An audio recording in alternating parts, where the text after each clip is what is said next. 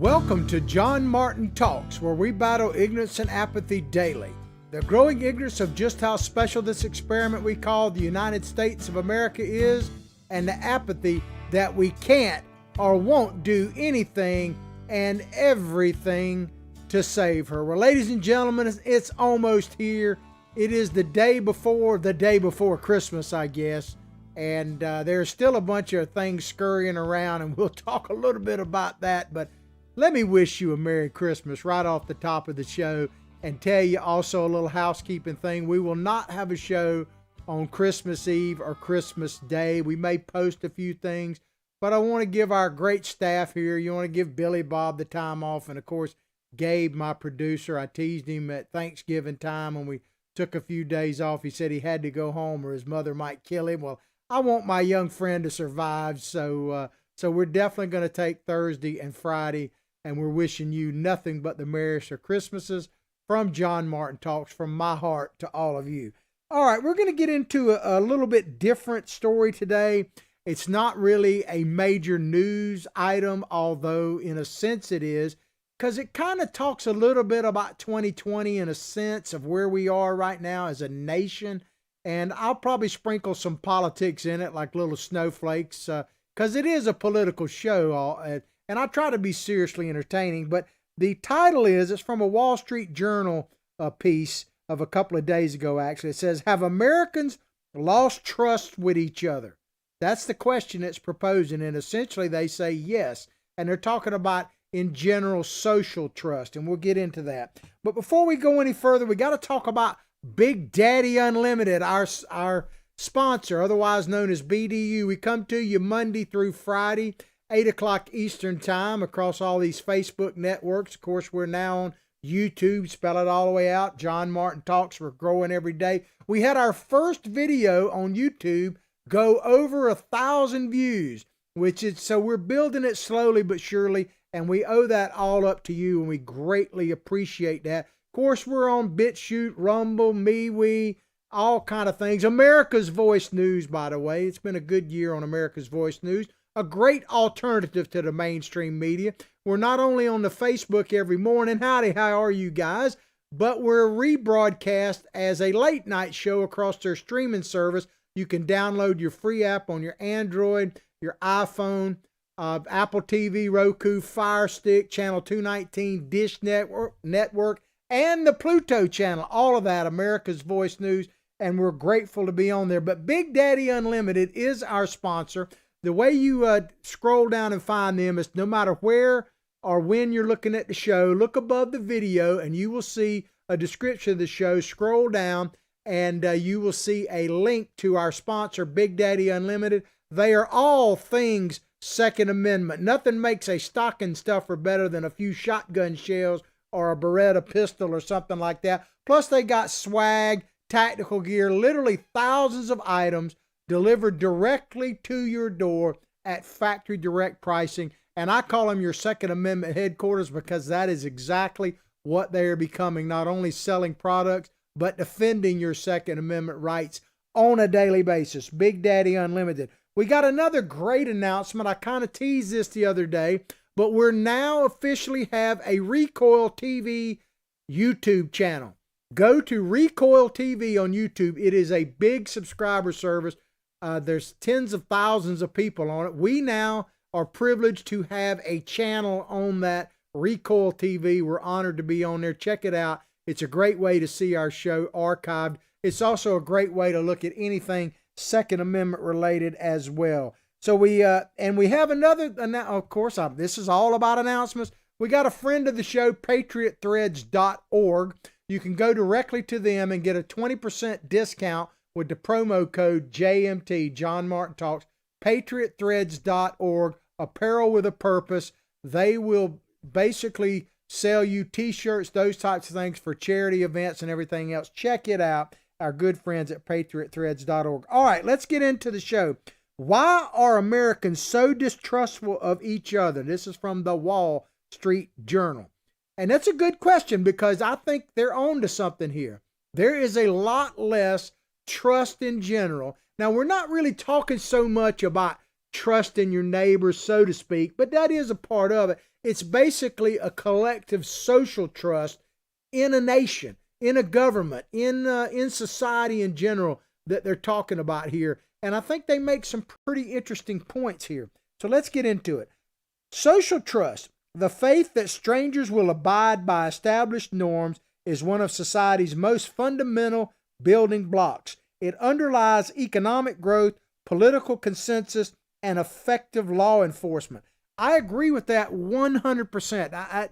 It's very rare that I have a statement that I pretty much totally agree with, and I do. Social trust is critical. They mention law enforcement, for instance, and we have seen that deteriorate rapidly over the past year. I mean, when you start talking about defund the police, pigs in a blanket, fry them like bacon, kill a cop, when do we want them? Right now. I mean, these kind of things that have been happening when we've seen law enforcement officers literally being spat upon, precincts being overrun, vehicles damaged. And I'm not justifying any, police brutality or anything like that. I do think it's over dramatized. We're not going to get too deep into that. But if you don't have, imagine trying to be a police officer or a society when you don't have basic social trust.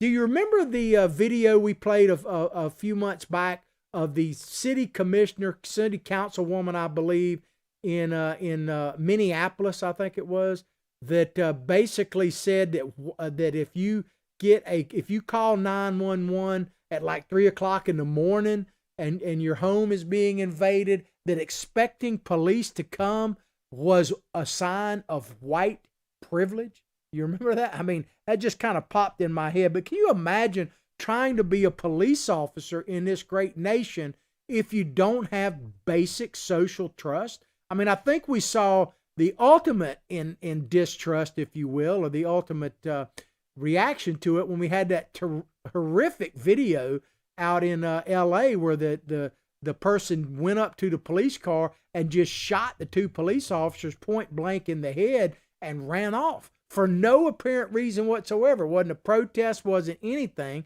and thank God they both survived. But that kind of ultimately shows about trust. And if you think that I'm over dramatizing social trust and how it plays a role in your life every day, just think about this. The best example I could come up with is driving a car.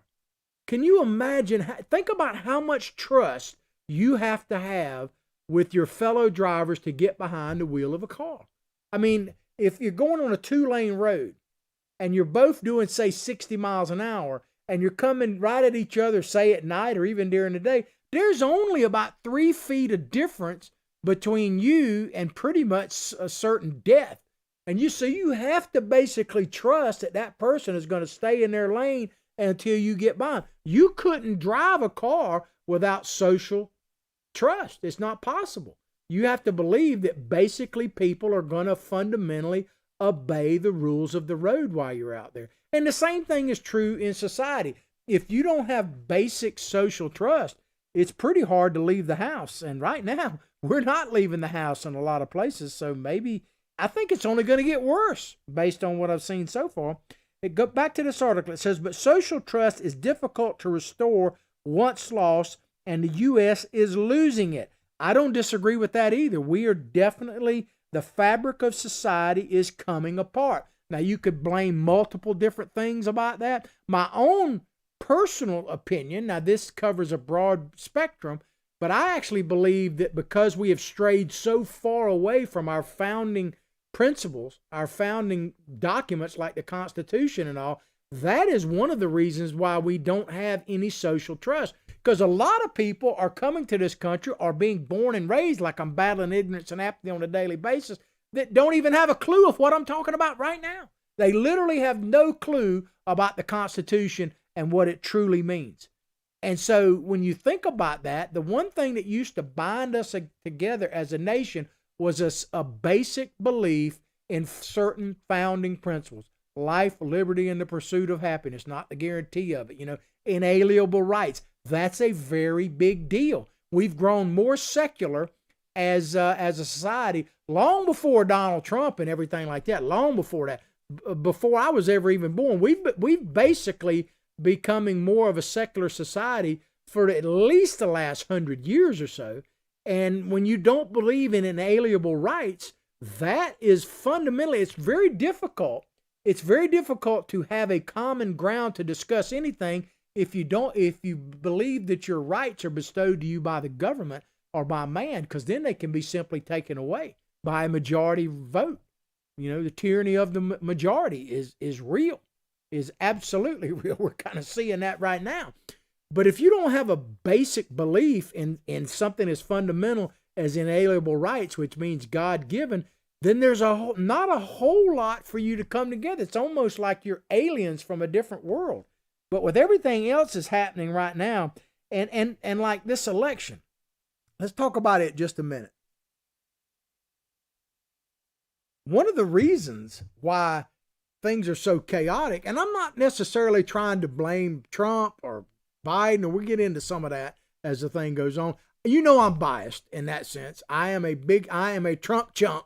I didn't even know I was. I didn't know I was a dreg or deplorable until other people told me. But I am definitely a dreg, a deplorable, and without a doubt, a Trump chump. So let me just put that out there in case you're new to the show. I admit my bias 100%. But think about this.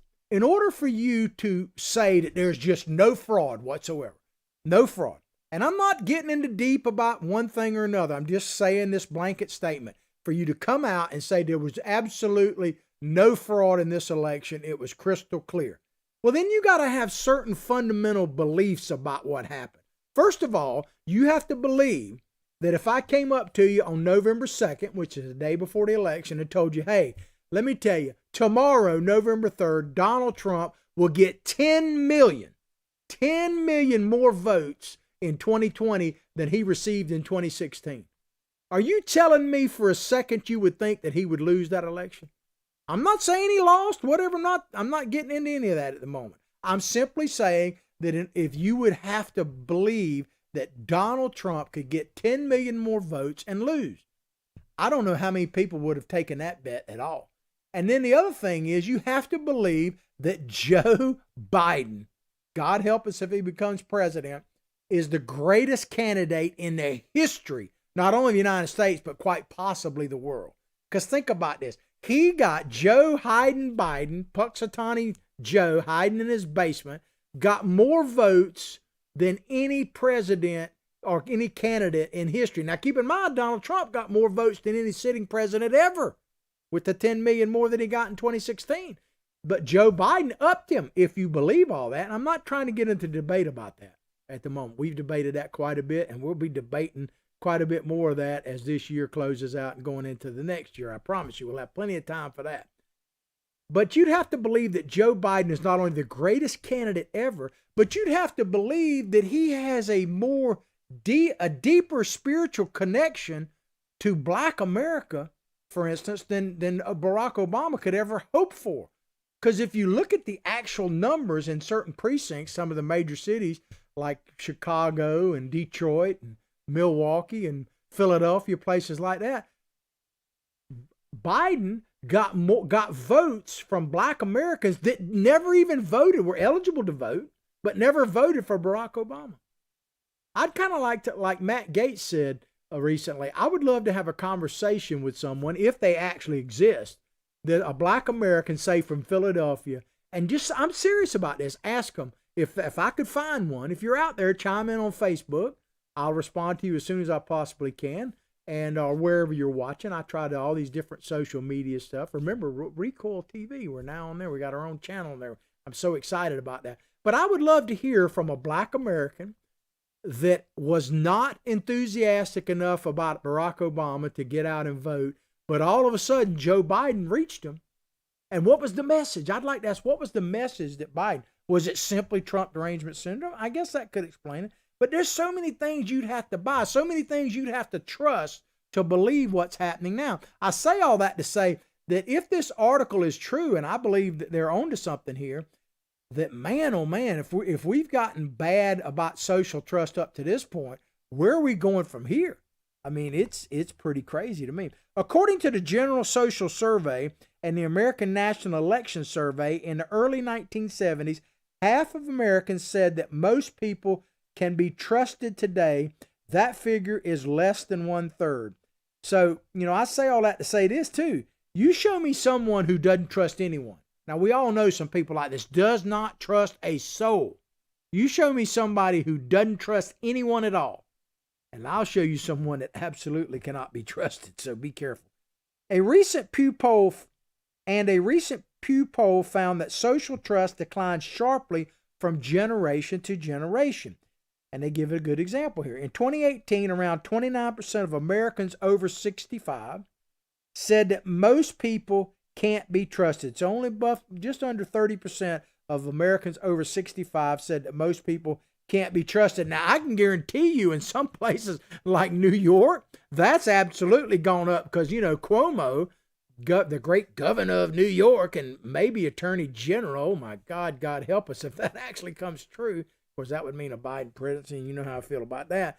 But Cuomo, have you seen this? This was an actual sign that someone hung off an overpass in New York. You're basically saying Cuomo killed my mom. So if you're over 65, you would have no trust whatsoever, really, in governors like Mario Cuomo. Now, this is a guy that literally, I can't make this up. Hang on one second. Cuomo literally wrote a book about how well he did handling the coronavirus in New York. And so they're asking us to trust. Back to this. So it says 29% of Americans over 65 said most people can't be trusted, while 60% of Americans 18 to 29 say that most people can't be trusted. Now, I'd say, well, there's old Ronnie Reagan. He tells you flat out that, trust but verify. So I would say to these young people, I get you on young people. Young people in general are not too trustworthy of the man, right? They don't even know who the man is. They're not too trustworthy. I think that's kind of built into us because one of the things about it, I tell people all the time, if you're a parent out there and you've got like a 15-year-old kid, understand this, you're getting dumber by the minute. You are getting dumber by the minute. Because once a kid turns like adolescent, teenager, parents get dumber every day. It's not till they get close to it, they're like 26, maybe up to 30, you start getting smarter then, and that's probably the way it's always been. But I tell young people, listen to Ronald Reagan, trust but verify. Absolutely. Recent research suggests that social trust levels harden with age. This is interesting, meaning that trust will continue to fall as trusting generations are replaced by mistrustful ones. That's kind of scary if you think about it, because this is really frightening to me. If I'm reading this correctly, they're saying that as trust builds or as distrust builds up social distrust, that it's only going to get worse. It's kind of a snowballing effect. So that if you don't trust now, you're going to trust even less as you get older. I don't know. That's kind of, and when you think about what is happening in our school systems right now. Now, thank God here in Florida, our school systems have been opened up really since the fall. And some of them have varied. And some of them have actually closed down early for Christmas vacation. They're all on Christmas vacation right now. But Florida has tried its best to stay open. Places like California and places like New York, especially New York City, but the whole state of California, as I understand, has been pretty much closed for going on a year now. The middle of last school year all the way through beginning of this. So your first semester is basically over. How is that going to affect these kids? I'm very, very concerned about the effect that closing of our school systems is going to have on our nation moving forward.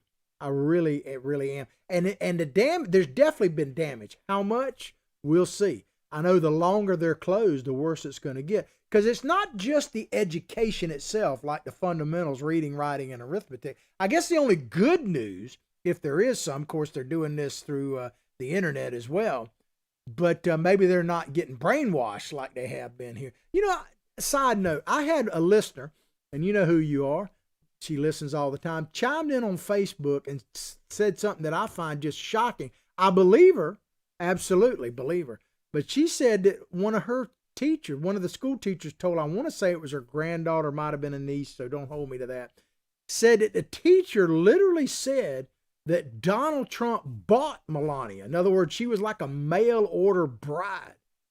Well, not only is that a lie, a terrible lie, but it's so far from the truth, it's just to be pathetic, because Melania, and they talk about like, women's issues, Melania has never, ever gotten the credit she deserves for being a great first lady and a tremendous role model to young girls, women in general, Americans in general. I mean, here's a woman who was in her own right. She was, in fact, after all, she was Melania.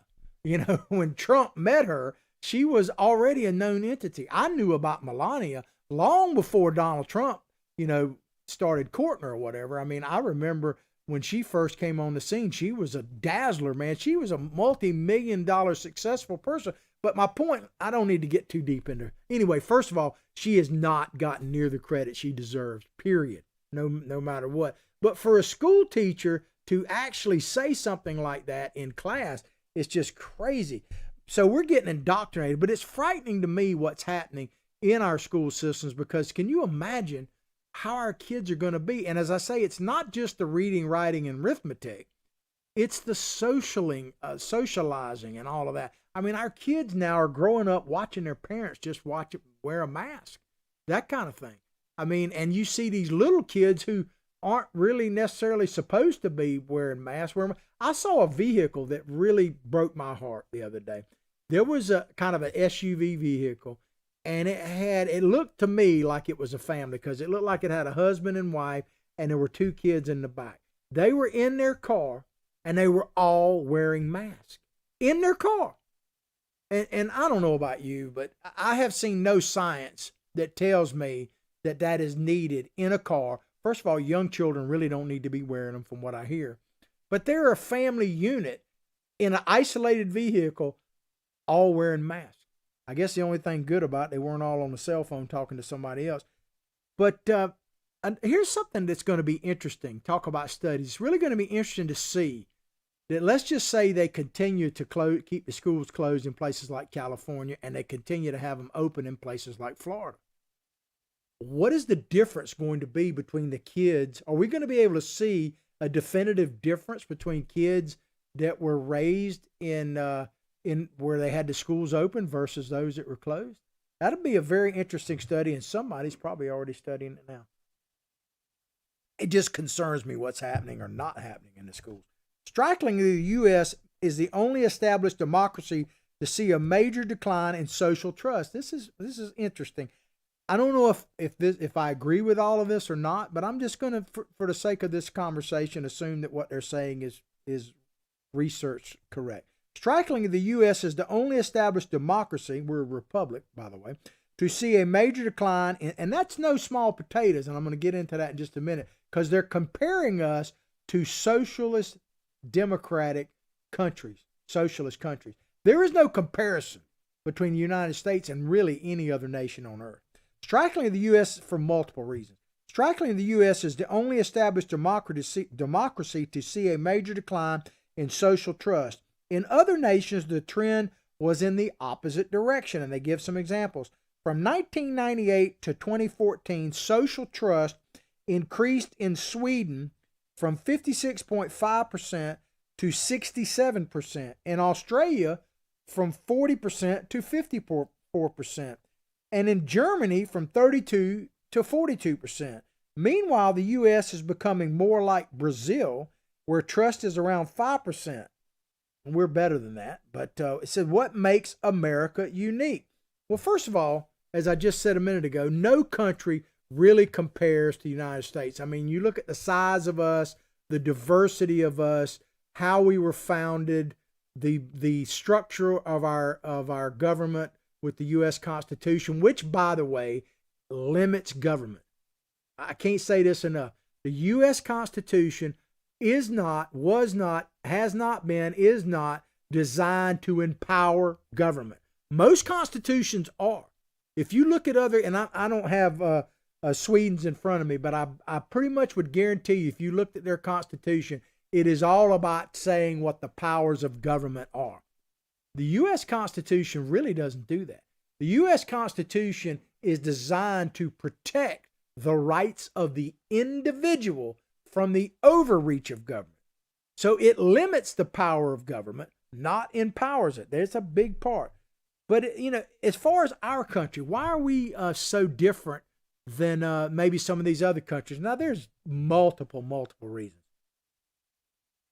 But one of them, I think, and this is just my opinion, it's an opinionated fact, I believe, nonetheless. And just so Facebook knows, this is my opinion, okay?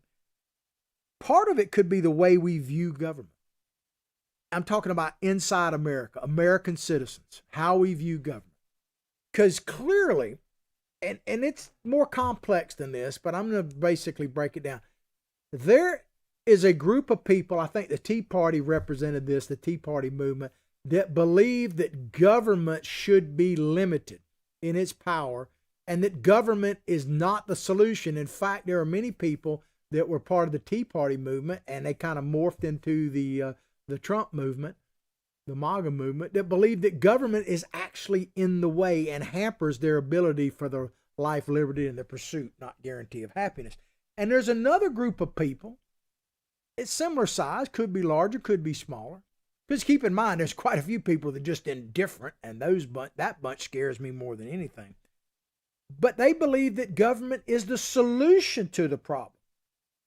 And that is I can't overemphasize how different you will view the world and what's happening in our own country, depending on whether you view the Constitution as empowering the government or preventing the government from the overreach and taking your God-given rights. Those are very opposite sides of a coin, totally opposite, 180 degrees apart.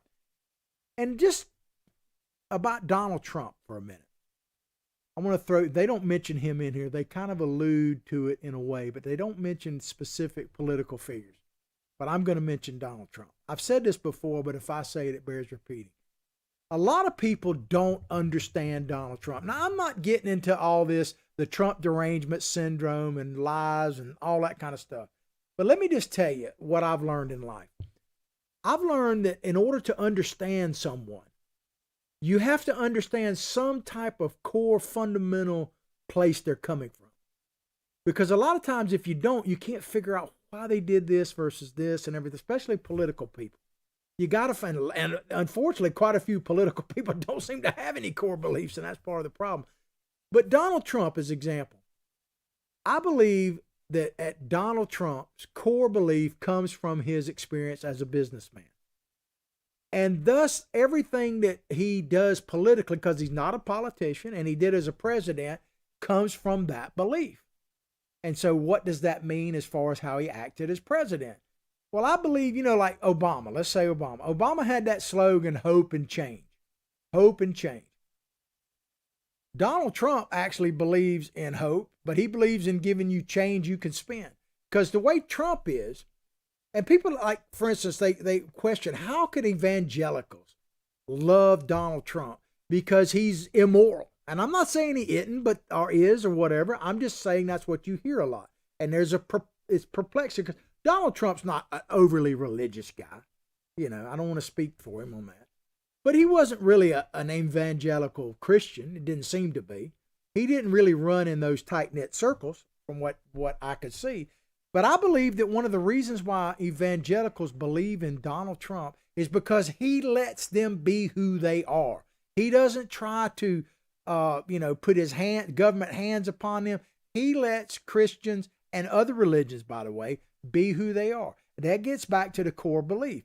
I think Donald Trump believes if he can govern in such a way that he puts money in your pocket, builds it. That's why he talks about the economy a lot. Builds the economy.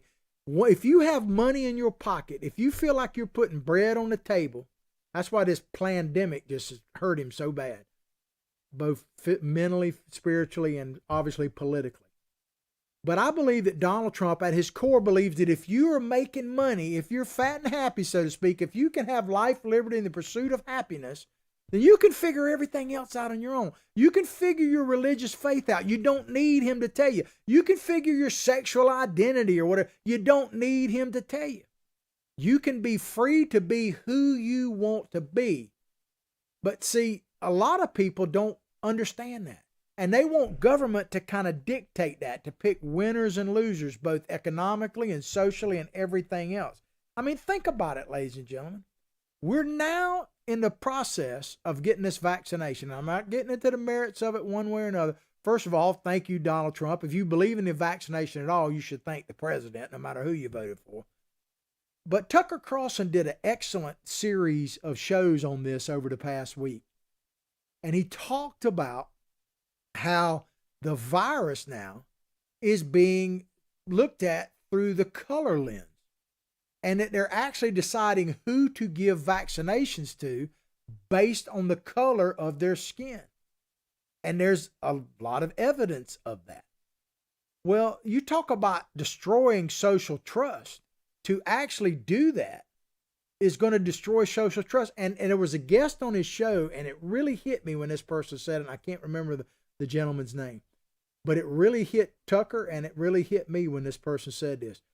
Think about the worst case scenario. If they continue to give out the vaccine based on color, what if, and I'm not wishing for this, I'm not wishing, advocating, even predicting this, but what if something actually happens negative about it? What if there is a negative reaction? What do you think is going to happen then? Don't you think they're going to say that the government, because there's a history of this, is actually trying to destroy people using science or medicine to experiment with people of color? I mean, if, like I say, God help us, I don't want that to happen. I pray that it doesn't happen. But if it does, I mean, that's what the risk they're running by doing this. So there's so many ways that we're separating ourselves, but I believe you got to understand Donald Trump. Social science research has found that 3 important factors behind a country's level of social trust are corruption, ethnic segregation, and economic inequality.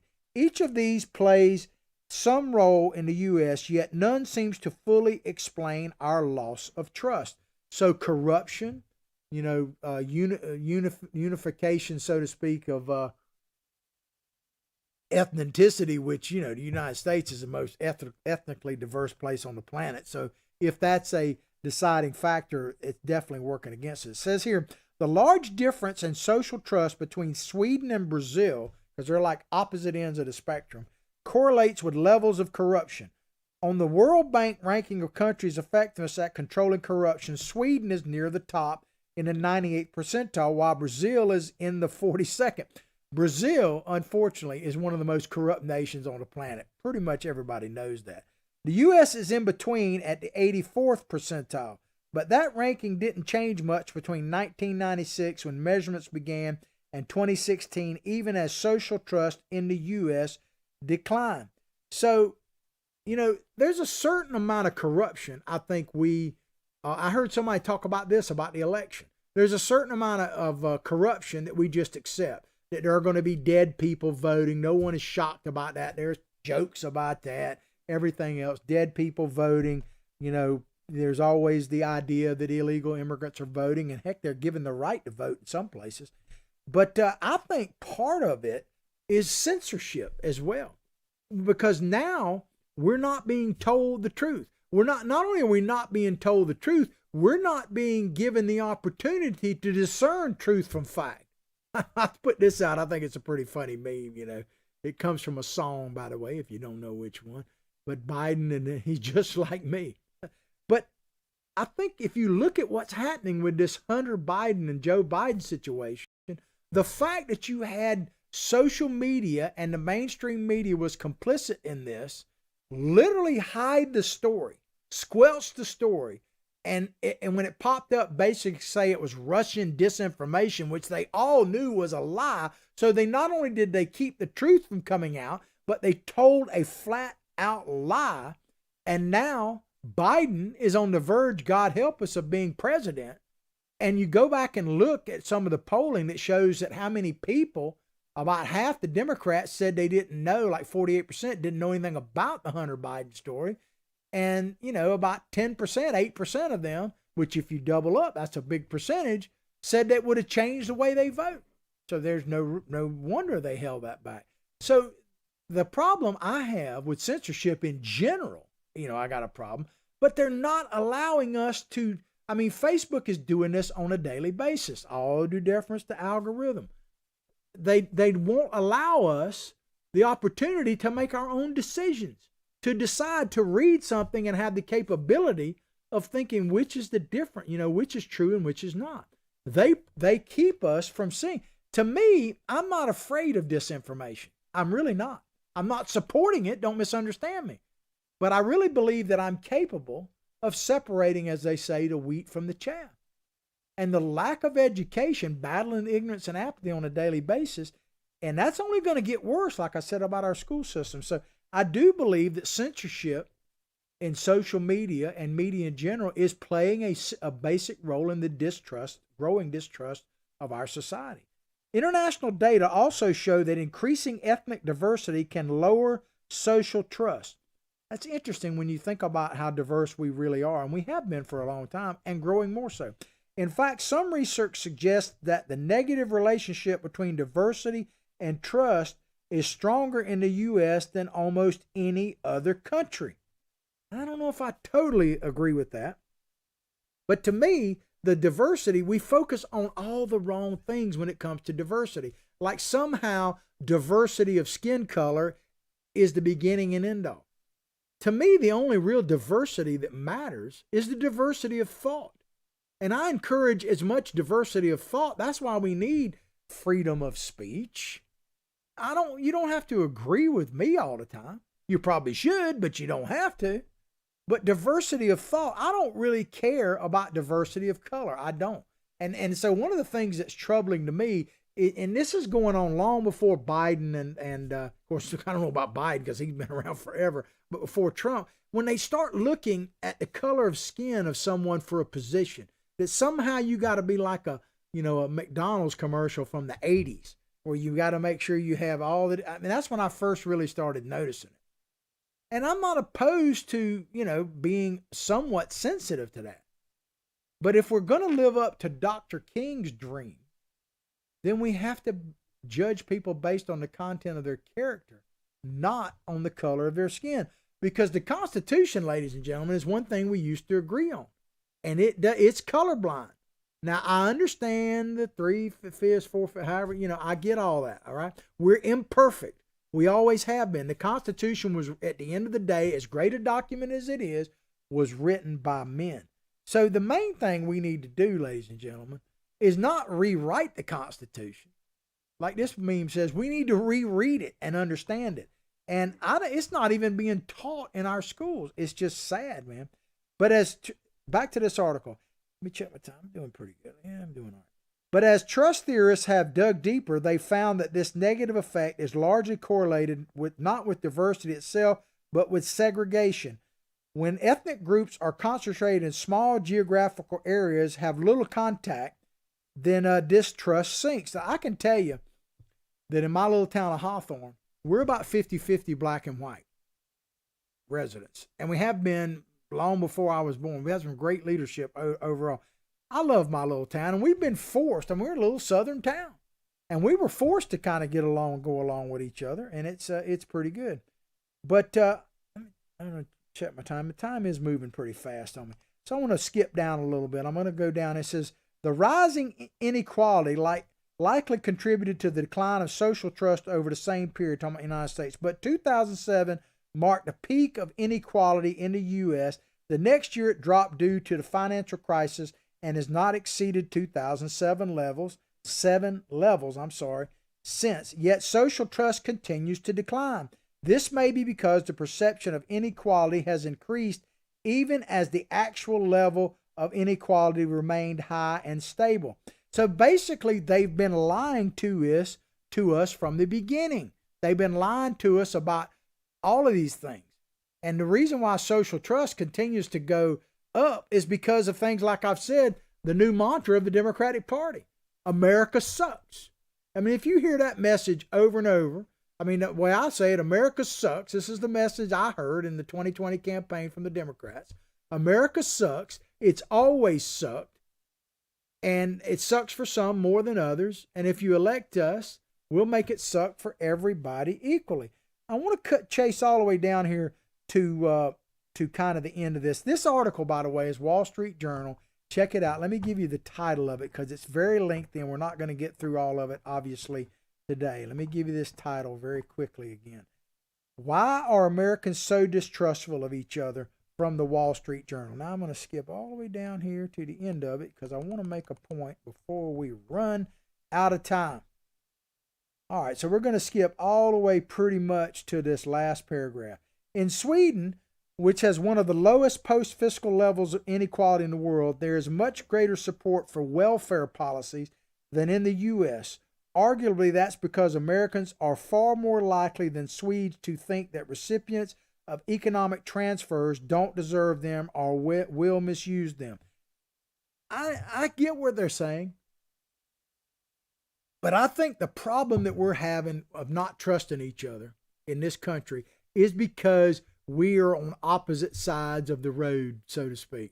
We don't believe in our fundamental founding documents anymore, we don't agree in them. Because rugged individualism, I love rugged individualism. I think it's actually because of rugged individualism that the difference between our society, we're losing trust because there's a group of us, people like myself, that believe in that this country was founded by rugged individuals, and we want to be that. We insist upon being that. I don't want to be part of the collective. I want to be a citizen of the United States of America, not a citizen of the realm. And I love competition myself. I mean, I just recently, I believe competition makes you better. I know it makes me a better fisherman. I just won a jackpot. I've shown you pictures of it. I just won one of the biggest jackpots I've ever won with those two fish right there, about a 20-pound gag grouper and about a 9-pound mangrove snapper. But think about that, ladies and gentlemen. Our country was founded by rugged individuals, man. I mean, take a look at, for instance, think about the pioneering spirit. Those tiny boats I always talk about. Have you ever seen a replica? That's a replica of one of the boats that Christopher Columbus sailed across to discover the New World. Can you imagine getting on that? How about the 49ers that essentially founded California? You know, the big rush, the gold rush to go out west.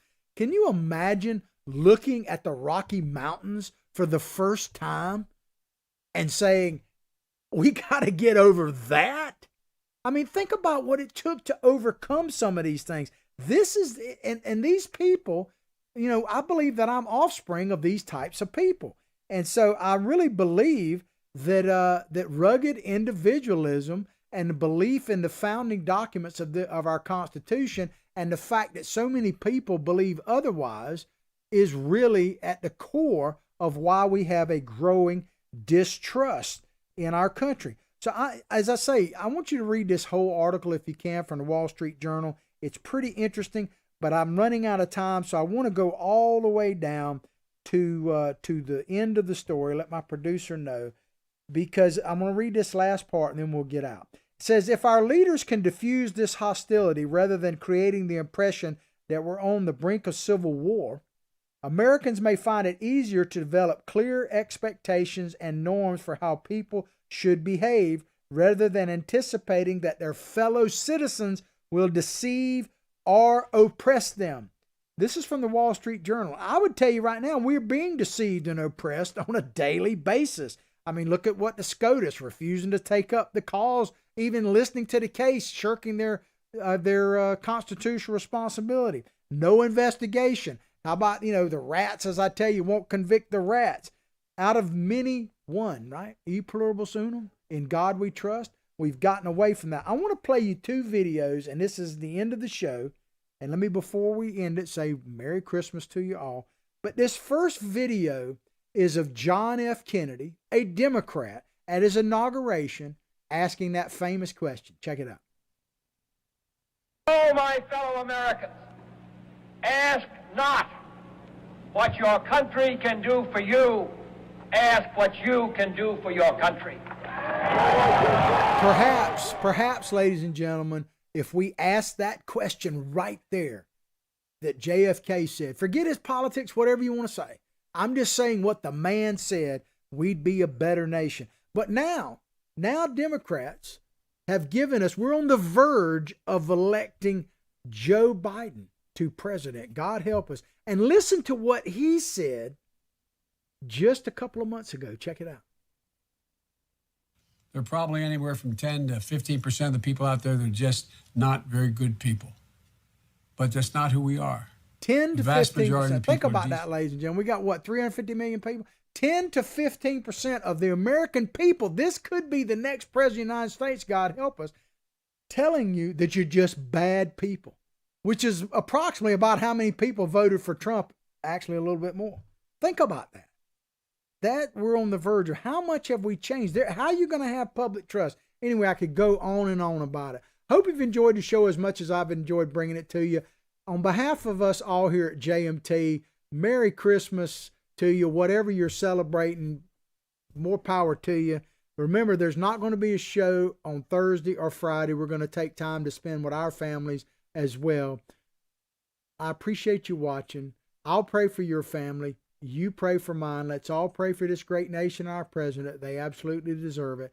But above all else, like I say each and every day, from my heart, from my family to yours, have a blessed day.